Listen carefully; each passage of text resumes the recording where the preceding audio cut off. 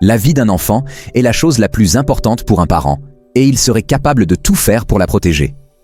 Mais que faire lorsque la vie d'un enfant dépend d'un autre? C'est ce qui arrive à Ibrahima Ndiaye, le père des Siamoises. Les filles sont jumelles et siamoises. Elles sont joyeuses, et, comme chaque individu dans le monde, elles ont aussi des personnalités différentes.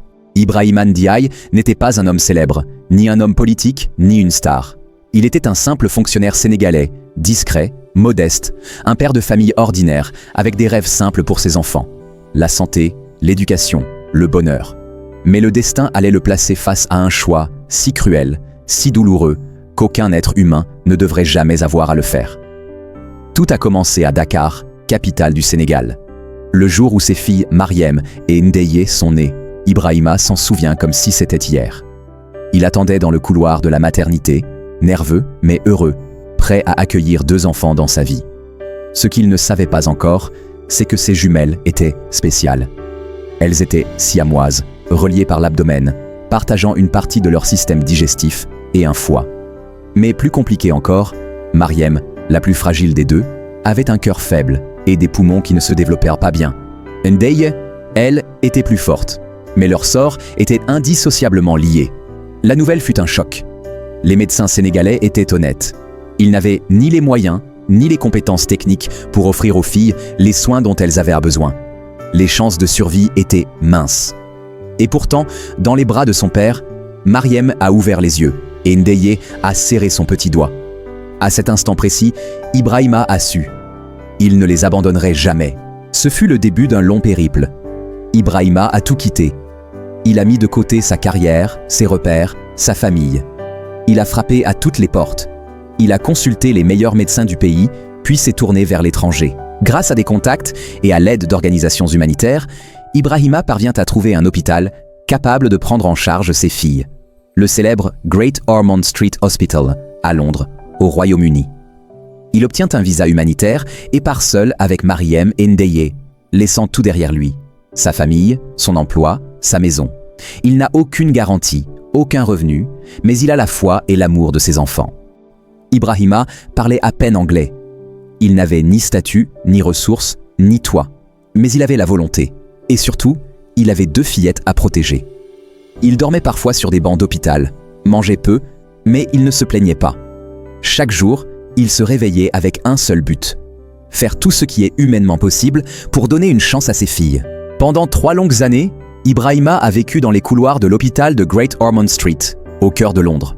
Les équipes médicales faisaient des miracles pour maintenir les filles en vie, surveillant leur croissance, analysant chaque paramètre de leur santé. Mais un jour, les médecins convoquèrent Ibrahima pour une réunion importante. C'était une journée grise, froide, typiquement londonienne. Dans la pièce, une douzaine de professionnels, chirurgiens, éthiciens, psychologues.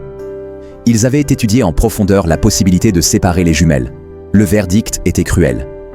Après de longs mois d'analyses médicales approfondies, les médecins du Great Ormond Street Hospital présentent un dossier d'évaluation chirurgicale.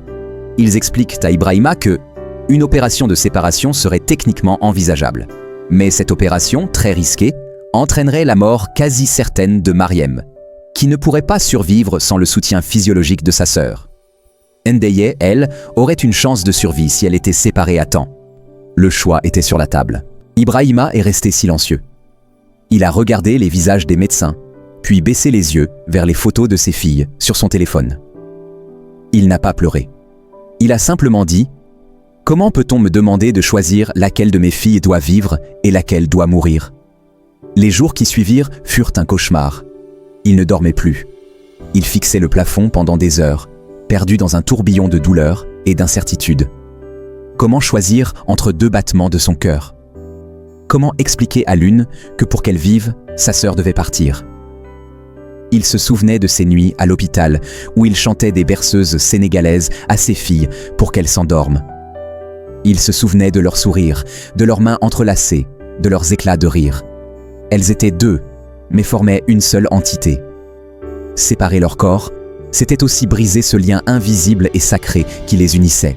Avec une sagesse bouleversante, Ibrahima refuse l'opération. « Je ne peux pas choisir entre mes 2 filles. Je les aime toutes les 2. Ce sont mes enfants. Les séparer, c'est condamner l'une pour sauver l'autre. Je ne peux pas faire ce choix. » Ils préfèrent les garder unis, quelles que soient les conséquences.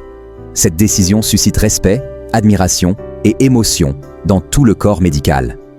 Les équipes médicales acceptent de continuer à soigner les deux filles ensemble, avec des soins palliatifs pour Mariem et une surveillance constante pour Ndeye. Finalement, Ibrahima a fait un choix. Pas celui d'un chirurgien, pas celui d'un scientifique, mais celui d'un père. Il a refusé l'opération. Il ne voulait pas condamner Mariem pour sauver Ndeye.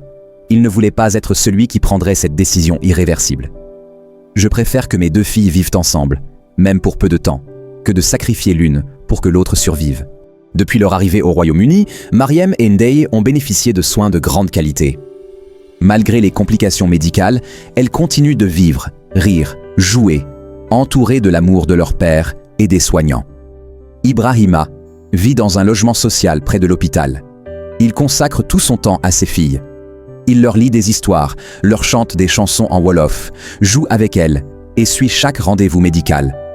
Mariem reste fragile. Elle est souvent hospitalisée pour des infections, une fatigue cardiaque ou des difficultés respiratoires. Ndeye, plus vive, veille parfois sur sa sœur, instinctivement. Elles ont chacune leur personnalité. Mariem est douce, contemplative. Ndeye est vive, curieuse et pleine d'énergie. L'histoire d'Ibrahima, Mariem et Ndeye a été couverte par la BBC, qui leur a consacré un documentaire émouvant en 2019. Le monde entier a découvert ce père au regard calme et au cœur immense. Il parle avec pudeur de ses douleurs, mais toujours avec foi et espoir. Je vis chaque jour comme un cadeau. Chaque matin où mes filles ouvrent les yeux, je remercie Dieu. Je ne sais pas ce que demain nous réserve, mais aujourd'hui, elles sont là, ensemble, vivantes. À ce jour, Mariem et Ndeye sont toujours vivantes, toujours conjointes. Leur situation reste très complexe, mais leur père continue de se battre chaque jour pour leur offrir la meilleure vie possible. Il milite aussi pour la sensibilisation autour des cas de jumeaux siamois et pour un meilleur accès aux soins pour les enfants africains atteints de malformations rares. La fin émouvante du programme a vu Ibrahima s'adresser avec gratitude au personnel de l'hôpital et de l'école qui l'ont soutenu, lui et ses filles, tout au long de leur parcours. Il a également déclaré au documentaire que lui et ses filles avaient de la chance de faire partie de cette communauté et qu'ils ne pouvaient pas espérer mieux. Cela montre à quel point ils sont résilients, a-t-il ajouté. Ils ont accompli des choses que personne n'aurait imaginées et ils prouvent que tout le monde avait tort. D'où ça vient, je ne sais pas. Ils m'apportent une telle joie que je ne la trouverai nulle part ailleurs. C'est une immense bénédiction d'être leur père. Ibrahima a conclu en exhortant les parents qui pourraient se trouver dans une situation similaire à la sienne à ne jamais abandonner et à célébrer la vie.